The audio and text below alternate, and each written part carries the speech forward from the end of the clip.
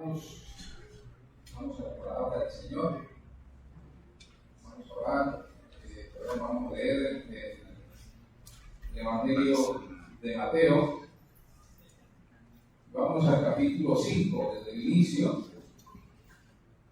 Vamos a leerlo todo, simplemente vamos a leer los primeros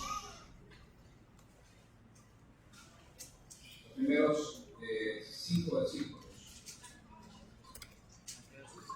Agradezco si siga usted conmigo la lectura.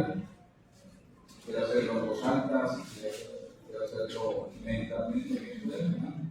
La voz de 3 leemos desde el 1 hasta el 5, el capítulo 5, 1, 2, 3.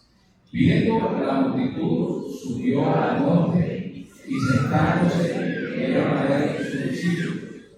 Abriendo su boca, les enseñaba diciendo: bienaventurados los pobres de espíritu, porque de ellos es el reino de los cielos. Bienaventurados los que lloran, porque ellos recibirán consolación.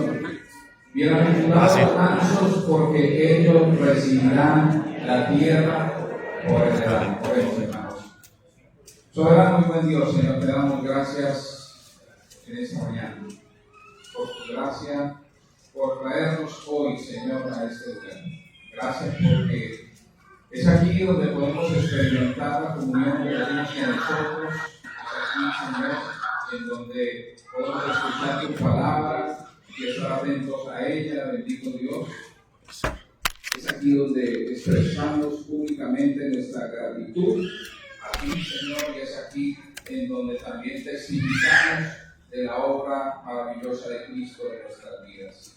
Permítenos, Señor, todos los días orar por mi iglesia local, Señor, por cada una de las iglesias que representa este concilio, la denominación, para que sigas obrando, Dios, en cada una de ellas. Te damos gracias, Señor, ahora por tu palabra, y te pedimos, Señor, que nos permitas estar atentos a ella, a la instrucción que ella nos da. En Cristo Jesús. Amén. Amén. Hermanos, por la gracia de Dios, este año arribo a los 58 años. Aquí no le estoy haciendo publicidad mi cumpleaños, ¿no? Les digo esto porque desde que tengo uso de razón, siempre me ha llamado la atención la capacidad que los seres humanos tenemos para comunicar las cosas. Es decir, poder en las palabras o a través de las palabras expresar nuestras ideas, nuestros puntos de vista, nuestras divergencias o nuestras creencias. Es por eso que yo recuerdo que desde muy pequeño me gustaba ver las posesiones presidenciales, porque me gustaba escuchar los discursos de los presidentes, me gusta escuchar los discursos de los presidentes, por esa forma como ellos tienen, o en fin, en sí de los políticos, de expresar esas ideas, la oratoria, ¿sí? La facilidad que tienen de las palabras. Y muchos de esos discursos han definido incluso elecciones, ¿cierto? Después de un discurso que se jaló X o Y político, dice que cambiaron la forma de pensar del electorado y fue favorecido por la confianza de los electores. Y también a nivel mundial encontramos muchos ejemplos de oradores y de discursos, de sermones. Por ejemplo, en la Segunda Guerra Mundial, Churchill, el primer ministro inglés, dicen los historiadores que fue muy importante los discursos de este político, de este primer ministro, porque levantó la moral de su país en medio de la crisis, de la guerra, de la amenaza nazi, frente a la indefensión ante el poderío alemán, la indefensión inglesa ante el poderío alemán. Pero también hay un discurso, también un sermón muy conocido en Estados Unidos, que es uno que que dio hace muchos años, en los años 60, 70, 60 creo, un pastor bautista político además, Martin Luther King, y ese sermón o este discurso lo llaman Yo tengo un sueño, ¿sí? Y en él un pastor moreno, negro, expresaba lo que él quería ver en su país, y por eso yo sueño que mis 4 hijos crezcan en un país donde no haya discriminación racial. Y ese sermón o ese discurso es tomado como punto de referencia para muchas enseñanzas a nivel político, a nivel social. Pero ninguno de estos discursos, querido hermano, quiero decirles que se comparan al Sermón del Monte.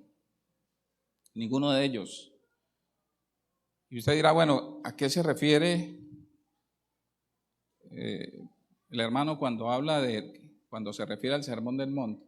Nosotros, o los estudiosos más bien, han llamado al Sermón del Monte las palabras dichas por el Señor Jesús y contenidas en los capítulos 5, 6 y 7 de Mateo, que es una serie de enseñanzas que el Señor Jesús dio a sus discípulos y que fue dada desde un monte precisamente, y por tanto se le denomina así, el Sermón del Monte.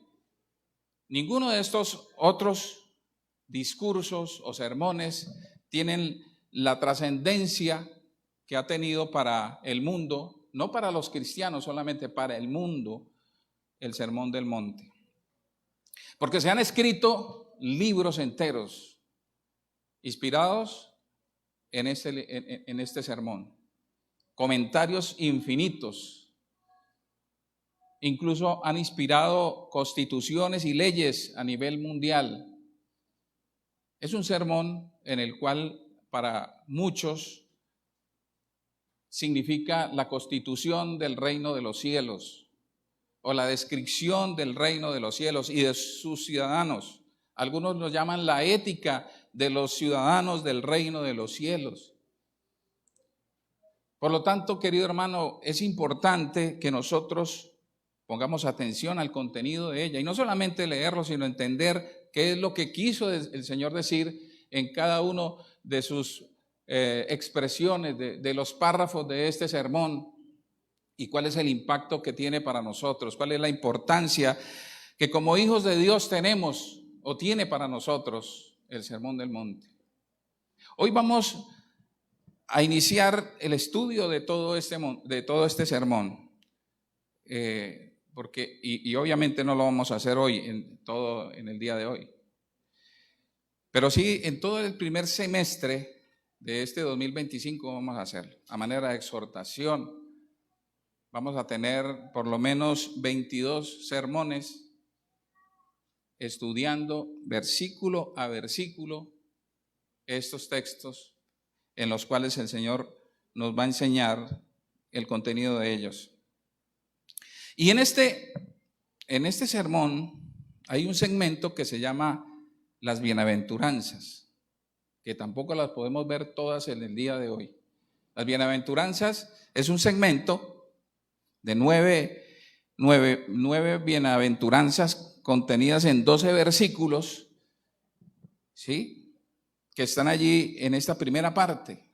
Pero primeramente, déjeme decirle, hermano, que para tener un mayor entendimiento, mayor claridad acerca de qué es este sermón, entender lo que quiere decir el Señor Jesús en él, debemos darnos cuenta que al inicio de cada bienaventuranza no existe el verbo son, es decir, no está diciendo son bienaventurados, sino lo dice directamente bienaventurados los pobres en espíritu, ¿cierto? No hay un verbo. Y eso se debe a que es una forma muy común en el Antiguo Testamento, es una forma en que los hebreos expresaban su idea de alguien que es feliz, alguien que es dichoso. Si pudiéramos traducir literalmente cómo ellos o cómo en la mente del hebreo suena esto de bienaventurado, sería decir lo mismo que decir, oh, la bienaventuranza de, en este caso, los pobres en espíritu. Entonces, más que una promesa o una frase esperanzadora o una predicción futura o una profecía de algo que van a recibir los creyentes, lo que está haciendo aquí el Señor Jesús y en todos los textos donde se utiliza las bienaventuranzas o la palabra bienaventurados, es una exaltación, es una alabanza a quien es objeto de esa bienaventuranza, por lo que ya es o por lo que ya tiene. Es decir, querido hermano, cuando estamos hablando de las bienaventuranzas o cuando habla la Biblia que usted y yo somos bienaventurados porque de ellos son o porque de nosotros son, o es el reino de los cielos, no es algo que va a ser un hecho futuro, sino que ya lo es, ya lo tenemos, ya es nuestro por la gracia de nuestro Señor Jesucristo. Entonces, en función de esto, partiendo de esta premisa, quiero ahora sí arrancar empezando precisamente con el versículo 3. Pero antes de eso, quisiera hacer referencia a que precisamente en el versículo 1 hay una palabra, un verbo que hace referencia el evangelista Mateo. Dice que viendo la multitud, Jesús viendo la multitud, sube al monte y ¿qué hizo? Se sentó. Pero no dice allí que se sentó porque estuviese cansado o porque se le ocurrió simplemente hacer una descripción visual de lo que vio, sino porque está enfatizando en la importancia de lo que Jesús va a decir.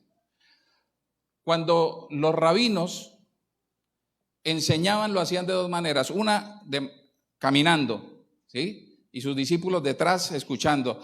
Esas enseñanzas se consideraban informales, pero cuando se sentaban, estaban hablando con severidad y dándole importancia a lo que iban a decir. Por eso el Señor Jesús dice en algunos de sus enseñanzas, en la cátedra de Moisés, ¿qué? Se sientan los escribas y los fariseos. Porque los escribas y los fariseos, cuando enseñaban, se sentaban los maestros. En la Iglesia Católica se utiliza mucho teológicamente un término, que el Papa habla ex cátedra. ¿Se han escuchado? Bueno, eso significa, es una palabra latina que significa desde su asiento, porque la palabra cátedra significa sentarse. Sentarse es lo que quiere decir la palabra cátedra. Entonces, cuando el Papa habla y lo hace ex cátedra, significa que esa doctrina debe ser respetada. ¿Por quién? Por la Iglesia. Porque lo dice con la autoridad. No es la opinión del ser humano, sino es la autoridad eclesial que está hablando. Y aquí cuando el Señor dice, o cuando Mateo dice que el Señor se sienta, nos está haciendo notar que es algo importante lo que el Señor va a decir. Y luego dice, abriendo su boca, les enseñaba diciendo, bienaventurados los pobres en espíritu, porque de ellos es el reino de los cielos. Y miren, hermanos, aquí en esta primera bienaventuranza, y por eso he llamado esta enseñanza, bienaventurados los de corazón sensible para Dios. Y estas tres bienaventuranzas hablan de eso, de personas que tienen una alta sensibilidad a la majestad, a la autoridad, a la santidad de nuestro Dios. Porque ante Él lo primero que hacen es, dice aquí, reconocer que no tiene ningún recurso, que no tiene absolutamente nada en su haber. la palabra que utiliza aquí, el texto, pobre, no es simplemente el pobre que va a trabajar y que lucha todos los días por tener el recurso necesario, que pasa penurias, pero que por lo menos come todos los días. A lo mejor no tiene para enviar a su hijo al mejor colegio, pero por lo menos lo envía a una escuela pública. No tiene para darle 2 pares de zapatos, le da por lo menos uno, ¿cierto? Es pobre, pero tiene recursos. Pero esta palabra que utiliza aquí no es esa descripción de pobreza, sino una pobreza precisamente absoluta, una mendicidad absoluta. Tanto así que la palabra también traduce acurrucarse. Es decir, una persona como un mendigo, un indigente que está en una esquina o en un rincón o en una acera completamente dejado o abandonado a la suerte del que va pasando y le quiera dar ¿qué? Una moneda. Indigencia absoluta. Y eso es lo que está diciendo aquí.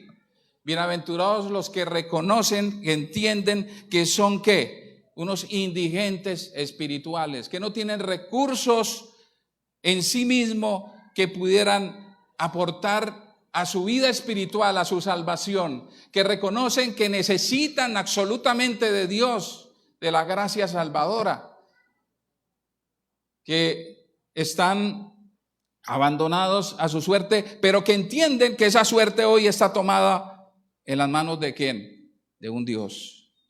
Pero también dice aquí que reconoce que no puede hacer nada por sí mismo, que no hay nada que pueda hacer él para beneficiarse espiritualmente, mucho menos para obtener la gracia salvadora. Pablo lo dijo así de esa manera en Romanos 4:5, mas el que no obra, o sea, mas el que no tiene confianza en sus recursos, en lo que es capaz de hacer, sino que cree en aquel que justifica al impío, su fe le es contada ¿por qué? Por justicia. Él ha entendido que nada puede hacer, que no son las obras de misericordia, que no es las obras autosantificadoras, religiosas en su mente que pudieran decir, no, es que Dios a mí me tiene que tener en cuenta esto o aquello porque yo he sido buen vecino, o he sido buen hijo, buen padre, entonces por tal razón yo merezco la salvación. No, esta persona ha entendido que ya nada puede hacer y por lo tanto ha colocado su confianza en el que es capaz de justificar al impío y por tanto esta fe que él ha puesto es contada como justicia, como si fuera un justo, porque ha creído en el Señor Jesucristo. Y por ende, diciendo esto y leyendo esto, es una persona que pone su confianza en Dios, reconociendo que no tiene nada, que no tiene ningún recurso, que nada puede hacer, entonces ha puesto su confianza en Dios, en el Señor. Y por lo tanto, entonces dice más adelante de Romanos 4:5, o sea, el 6 al 8 dice, como también David habló de la bienaventuranza, y aquí está hablando otra vez de la bienaventuranza, del término bienaventuranza. Habló de la bienaventuranza del hombre a quien Dios atribuye, Dios le da justicia sin obras, diciendo, bienaventurados aquellos cuyas iniquidades son perdonadas y cuyos pecados son cubiertos. Bienaventurado el varón a quien el Señor no inculpa de pecado. Y mire que él no está diciendo bienaventurado el hombre a quien Dios no puede ¿qué? Juzgar, sino aquel que a pesar de que es pecador, que tiene una pesada carga en sus hombros de pecado, el Señor ¿qué? No lo inculpa porque lo perdona. Dice, porque sus iniquidades son perdonados y sus pecados son cubiertos. Bienaventurado el varón a quien el Señor no inculpa del pecado. Y dice que este hombre, este hermano, esta mujer, hermana, dice, de ellos es que es el reino de los cielos. Es el reino de los cielos. Y mire, hermano, la esencia del evangelio precisamente es publicar el reino de los cielos. Hoy se predica de muchas cosas, ¿no? De la sanidad, de la libertad financiera, pero el evangelio es predicar el reino de los cielos. El Señor Jesús fue lo que predicó. Dice la Escritura que cuando el Señor escuchó que habían tomado preso a Juan el Bautista, dice que Él comenzó a predicar y su predicación era sencilla: arrepentidos porque el reino de los cielos sea ¿qué? Se ha acercado. Esa era su predicación, esa era su enseñanza. Pero este hombre bienaventurado que ha encontrado en Dios su respuesta es el mismo del cual habla el Salmo 23:1.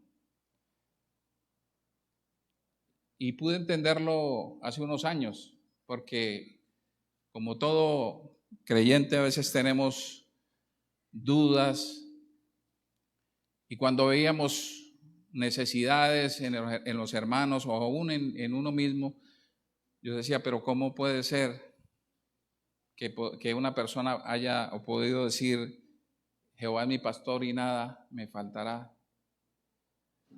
Pero esas palabras van más allá de las dificultades temporales, sino de alguien que ha entendido que lo que tiene es lo que necesita para su vida espiritual, para su vida en general, que Dios no lo ha desechado. Por el contrario, todo le ha sido suplido por el Señor. También nos dice en el versículo 4, nos dice ahí, bienaventurado o bienaventurados los que lloran, porque ellos recibirán consolación. Ahora, pudiéramos decir que allí está haciendo mención de las personas que por cualquier razón tienen un dolor en el alma, un desengaño o una tusa, como le dicen ahora, ¿no? O qué sé yo, un problema financiero, o cualquier dificultad. Pero si vemos el contexto en el cual está ese versículo, ese dolor es producido ¿por qué? Por un lamento por haber pecado delante de Dios. No es un dolor porque me fallaron, sino es un dolor porque le fallé ¿a quién? Al Señor. Entonces, es una persona que se lamenta de su pecado. El salmista David en el Salmo 32 dice, mientras callé, ¿qué le pasó? Se envejecieron mis huesos en mi gemir todo el día. Todo el tiempo del día que hizo, gemir.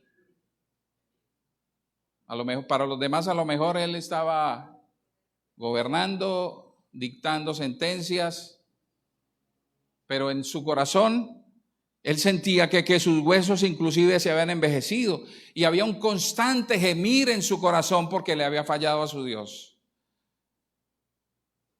En tal sentido, hay un profundo arrepentimiento y como consecuencia de ese profundo arrepentimiento confiesa su pecado. La palabra arrepentimiento en la Biblia significa cambio de mente o cambio de vida, cambio de corazón, cambio de actitud. Eso es lo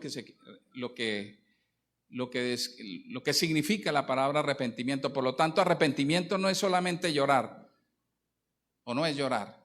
Hay muchos que lloran, pero no cambian. El arrepentimiento trae en sí un cambio, un profundo cambio. Por eso dice que el que oculta su pecado no prosperará, pero el que se arrepiente y ¿qué? El que lo confiesa y se aparta. Allí hay un ¿qué? Un cambio de vida, un cambio de conducta. Prosperará, dice la Escritura. Y el salmista dice, porque de día y de noche, en el versículo 4, se agravó sobre mí tu mano. la obra del Espíritu Santo en él. Se volvió mi verdor en sequedales de verano. No sé si usted tiene una planta en su casa, pero uno mira una planta y regularmente la ve verdecita y ¿qué dice? Está sana, ¿no? Yo tengo una aplicación, la saco, le tomo una foto y ella dice la aplicación, esta planta aparentemente está sana, pero una manchita y dice, tiene un problema. Se la quito, vuelvo y le tomo la foto y dice, está sana. Interesante, ¿no? Porque la visual que uno tiene frente a una planta es, si está verde, ¿está qué? Está sana, ¿cierto? Y él utiliza, el salmista, esto para expresar lo que había en su interior. Mi verdor se volvió mi verdor en sequedales de verano. Lo verdecito se puso cafecito, marroncito, ¿cierto? Como una planta seca. Pero dice en el 5, mi pecado te declaré y no encubrí mi iniquidad. Dije, confesaré mis transgresiones a Jehová y tú perdonaste la maldad de mi pecado. Entonces vemos allí cómo el arrepentimiento, que es un regalo de Dios, porque humanamente el ser humano, valga la redundancia, o el ser humano en su capacidad inherente no trae en sí mismo la capacidad de arrepentimiento. Y veamos, por ejemplo, a un niño cuando hace alguna pilatuna, ¿no? Usted lo llama y él se va a justificar. Y lo increíble es que esa conducta sigue por toda su vida, porque estamos constantemente, ¿qué? Justificándonos, ¿no? Yo hice esto, pero el ladrón dice, yo robo porque necesito, ¿no? El mentiroso es que si no miento me pegan, ¿no? O me censuran, o me critican, o pierdo el trabajo, ¿cierto? Estamos siempre justificando. Pero mire, la palabra confesión, que está ahí en Juan 1:9, si confesamos nuestros pecados, la palabra confesión significa reconocer o darle la misma gravedad del pecado como la tiene Dios de ese pecado. Es así. No sé si me di a entender. Es llamar al pecado, pecado. Es decir, no hay pecados veniales ni mortales. Pecados es pecado. Santiago dice que pecar contra uno de los mandamientos es pecar contra toda la ley. Y arrepentirse y confesar es declarar que he pecado contra Dios. Y es lo que aquí nos dice la Escritura. La actitud del salmista precisamente es esa. Mi pecado te declaré y no encubrí mi iniquidad. Lo dije tal cual como era. Dije, confesaré mis transgresiones a Jehová. ¿Y qué encontró él? Dice, y tú perdonaste la maldad de mi pecado. Porque entendemos que nuestro Dios es ¿qué? Dios de misericordia, que perdona todas nuestras transgresiones. Así lo dice también el salmista en el Salmo 103, ¿cierto? Tú perdonas todos mis pecados. Confesar significa reconocer que he ofendido a Dios. Por eso en el Salmo 51, versículo 4, el salmista dice, contra ti solo he pecado y he hecho lo malo delante de tus ojos para que sea reconocido justo en tu palabra y tenido por puro en tu juicio. ¿Y sabe en qué contexto hace David esta confesión? Si usted lee al principio de ese capítulo del Salmo 51, ahí va a encontrar el contexto. ¿Qué dice el Salmo 51 al principio?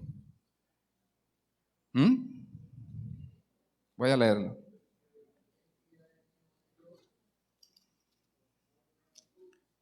Y ese no es un comentario esto no es un comentario del editor, sino así está en el texto original. Al músico principal, Salmo de David, cuando después que se llegó a Betsabé, o sea, cuando después de que adulteró, vino a él, Natán, el profeta, y le dijo, y le echó el cuento, ¿no? Un hombre tenía un corderito y otro tenía muchos corderitos. Vino alguien a pedirle de su ayuda y mató el que tenía un solo corderito. ¿Qué haremos contra ese hombre? Dijo, no, hay que matarlo. Bueno, ese es usted, David. Y eso produjo en él un profundo arrepentimiento al darse cuenta que por más que quiso encubrir su pecado al punto de llevar al esposo de esa mujer que no era de él al frente de batalla para que muriera y tomarla luego como esposa, Dios sí se había dado cuenta de todas las artimañas, los artilugios que David había hecho, y por tanto dice, contra ti solo he pecado y he hecho lo malo delante no de los ojos de los hombres, sino delante de ¿qué? De tus ojos que no se delante de los cuales no se oculta nada. Pero mire, hermanos, lo interesante de esta bienaventuranza es el beneficio que nos dice la Escritura tiene este bienaventurado. Dice, porque ellos ¿qué? Recibirán ¿qué? Consolación. Y ese consuelo es precisamente el perdón que trae, el consuelo que trae el perdón, la salvación de su alma. Ahí en el Salmo 32, que ya lo citábamos, los versículos 1 y 2, dice David, bienaventurado aquel cuya transgresión ha sido perdonado y cubierto su pecado. Bienaventurado el hombre a quien Jehová no culpa de iniquidad y cuyo espíritu no hay engaño. Hay consolación, hay descanso, sabiendo que él ha sido ¿qué? Perdonado. Y no sé, hermano, si a usted le pasa, pero cuando venimos al trono de la gracia, y yo he venido particularmente al trono de la gracia a confesar mi pecado, y siento por la palabra de Dios que el Señor me perdona, y confío en aquello que dice Primera de Juan 1:9, si confesamos nuestros pecados, Él es fiel y justo para perdonarnos y limpiarnos de toda maldad. Y lo creo de esa manera porque nos dice la escritura que Él es fiel y justo. Y me llama la atención de esos dos adjetivos: fiel porque Él es fiel a su palabra, a su promesa, y es justo porque cuando Él perdona, aunque a nosotros no nos parezcamos que sea justo, porque si fuera justo deberíamos recibir el pecado, la retribución del pecado, pero sí es justo porque Él ya pagó nuestros pecados en la vida de ¿quién? De nuestro Señor Jesús. Y por lo tanto, como un acto de justicia, entonces nos ha perdonado. Por ello lo creo. Pero lo que quiero decirle, hermano, es que cuando yo he hecho esto, yo siento descanso y siento consuelo de parte de Dios, sabiendo que Él es fiel y justo para perdonarnos y limpiarnos de toda maldad. Pero el versículo 5, hermanos, nos dice además que bienaventurados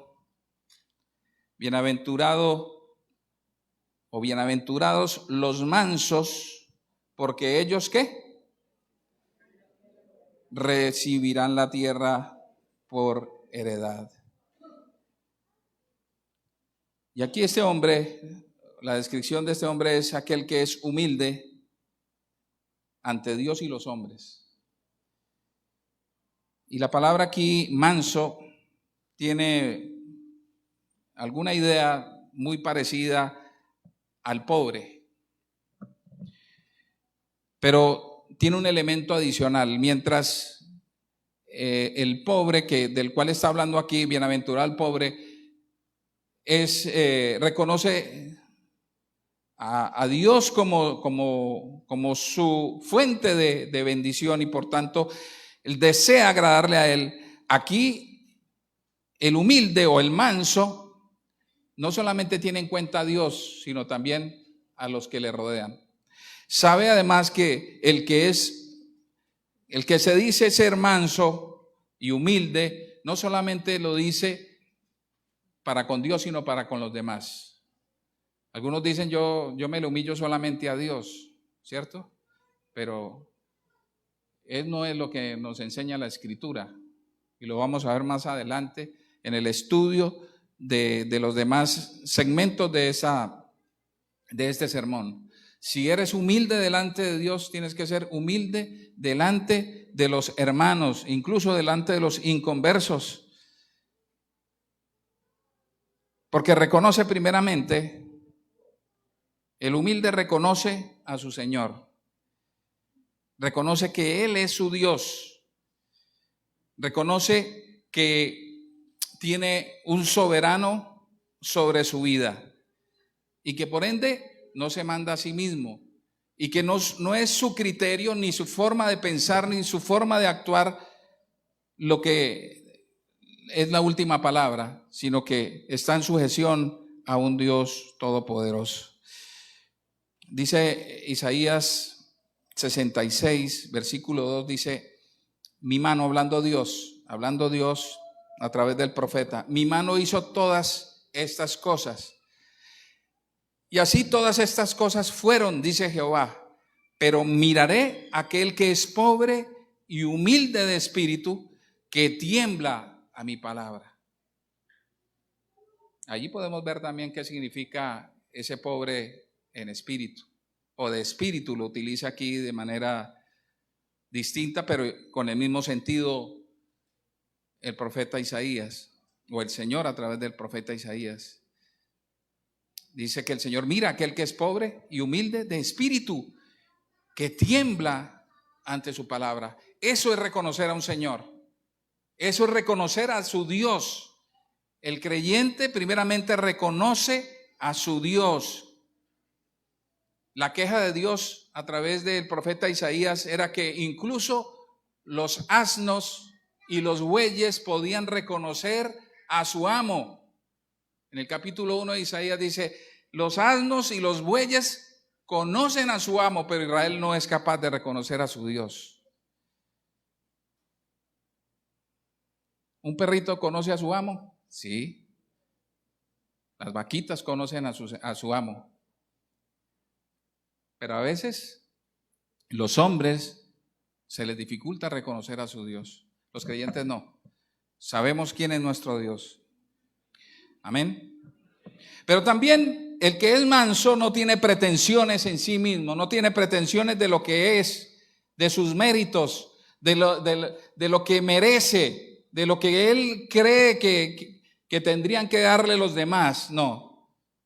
En Gálatas 6:3 dice el apóstol Pablo: porque el que se cree ser algo, no siendo mucho, a él mismo se engaña. Le leo nuevamente, hermano. Porque el que se cree ser algo, no siendo nada, a sí mismo se engaña. Hermano, muchas veces hablan mal de nosotros, ¿sí o no?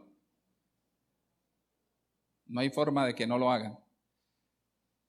Y si alguna vez usted se ha molestado por eso, dele gracias a Dios, porque a lo mejor si nos conocieran más profundamente, tendrían que hablar más mal de nosotros, ¿cierto?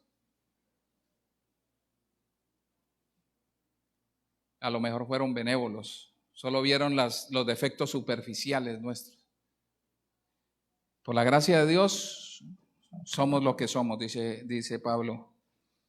Entonces, por ende, no tiene pretensiones, reconoce que tiene limitaciones y que lo que es por la gracia del Señor.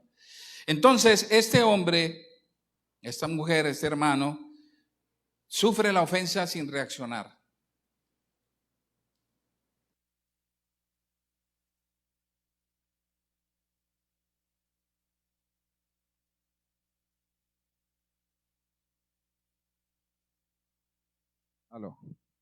Aló. Bien.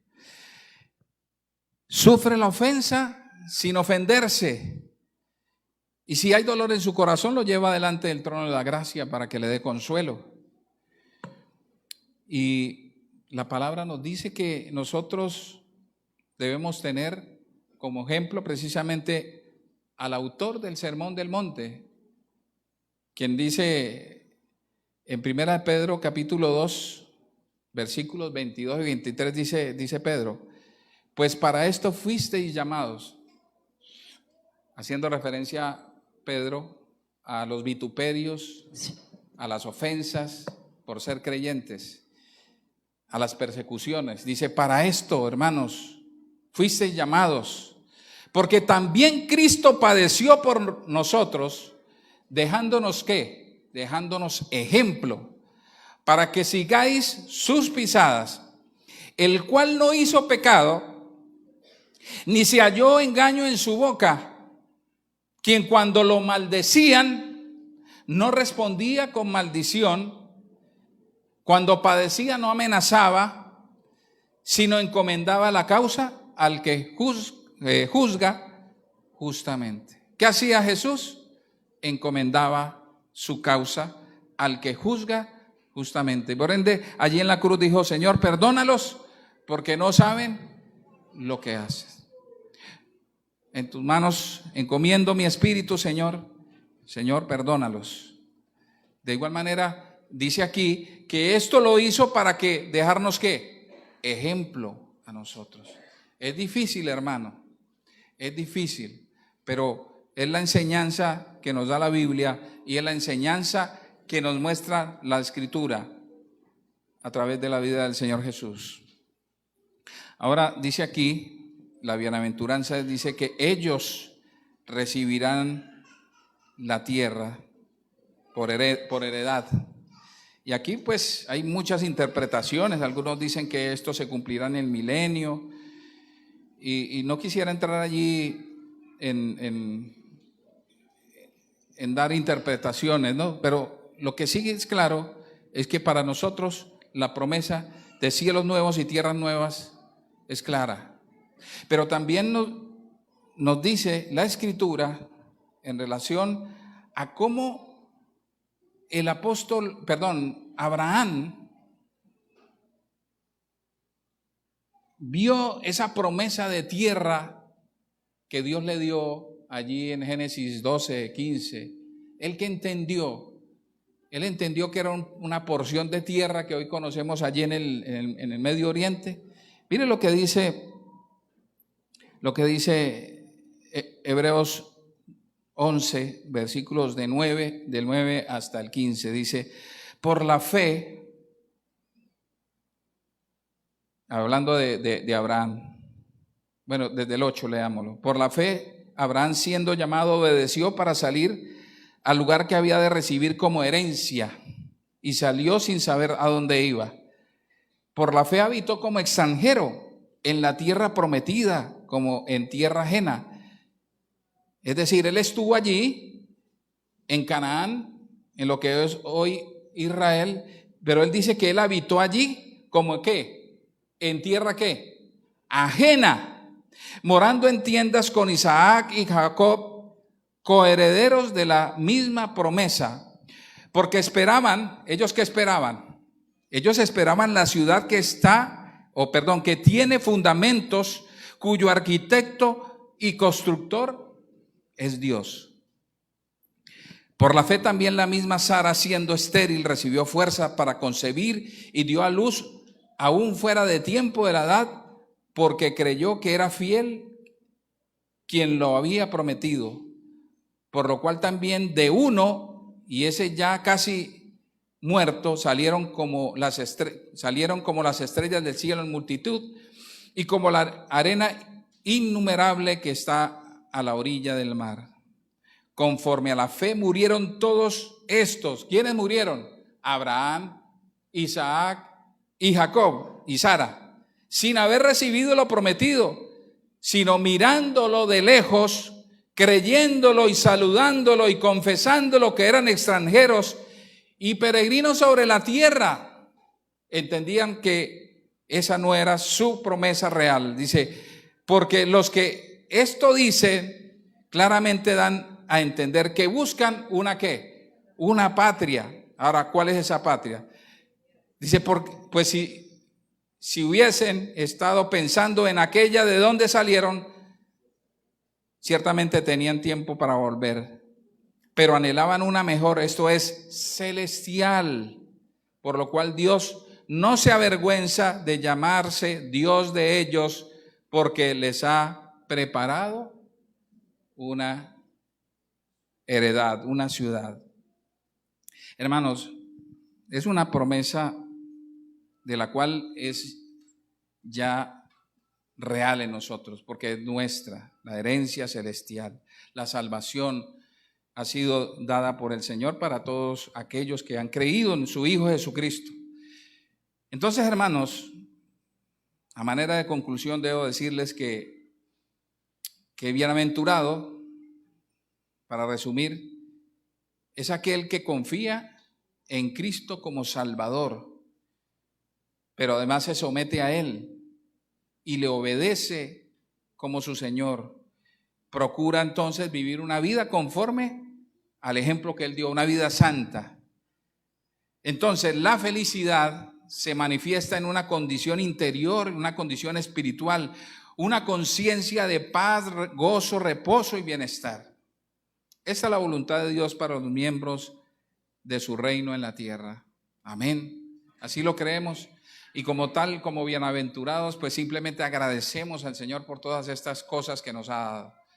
Nos dio el reino de los cielos, nos ha dado consuelo con su perdón y su salvación, pero también nos ha dado una promesa de una patria celestial, una herencia incorruptible, inmarcesible, incontaminada, guardada en los cielos. Oremos. Bendito Dios, te agradecemos, Padre Celestial, Dios bondadoso, porque en esta mañana, empezando este año nuevo, lo hacemos de la mejor manera, escuchando tu bendita y santa palabra. Pedimos que nos des esa perseverancia y constancia en este año y en lo que resta de nuestras vidas, para seguir, Dios, perseverando en la fe, para seguir confesando tu nombre, para seguir haciendo tu bendita y santa voluntad todos los días, Señor, llevando tu palabra a todo lugar y mostrando tu gloria, Señor, en nuestras vidas. Gracias por el privilegio, Señor, de ser tus hijos, pero gracias más, Señor, por habernos perdonado, por habernos limpiado y por habernos dado de manera inmerecida, Señor, tu salvación y tu perdón, Dios. Te agradecemos en este día, Señor. En Cristo Jesús. Amén.